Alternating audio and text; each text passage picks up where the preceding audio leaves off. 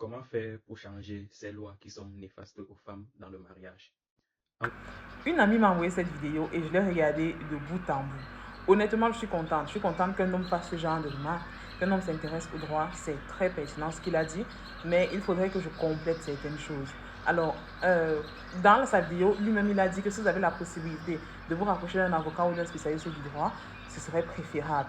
Il faut savoir que le Code civil avait ses zones d'ombre, avait ses points négatifs. Mais il existe aujourd'hui plusieurs conventions internationales qui ont pallié à ces différentes zones d'ombre-là, à ces différents aspects négatifs. Il parle précisément de l'inégalité entre l'homme et la femme dans le Code civil. Il y a plusieurs conventions qui ont réglé ces inégalités. Mesdames, je pense que j'ai déjà parlé de ça dans des vidéos précédentes. Mesdames, il existe, et la base qui va vous permettre de tout savoir, c'est la Convention contre l'élimination de toute discrimination à l'égard des femmes, la CEDEF. C'est votre base. À travers cette convention, l'homme n'est plus le chef de famille. Je l'ai dit dans une précédente vidéo, l'homme n'est plus le chef de famille. Il n'existe plus un domicile que l'homme choisit et la femme est obligée d'accepter. Ça n'existe plus.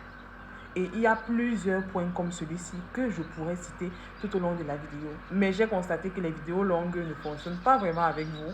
Donc, c'est pour ça que je fais des petites capsules assez courtes pour que vous puissiez comprendre. Les remarques de ce jeune homme sont très pertinentes. Les défauts ont déjà eu des réponses avec les différentes conventions internationales. Il reste des points, bien sûr, qu'il faudra arranger parce que le Code civil n'est pas tourné autour de la femme. Il y a aussi des articles qui sont au désavantage de l'homme, ainsi de suite, et au désavantage des enfants. Quoique même pour les enfants, ça a été réglé. Mais ce que je dois vous dire, c'est que la remarque qu'il a faite a déjà été réglée avec la CEDEF. Prenez la CEDEF, lisez-la.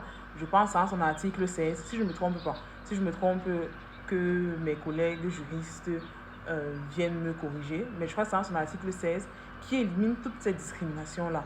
Maintenant, vous allez me dire qu'au Cameroun, ce n'est pas réellement appliqué. En fait, si, c'est appliqué. Lors des mariages, il y a une erreur qui est faite par les officiers d'état civil de prononcer les anciens articles en disant que l'homme est le chef de famille.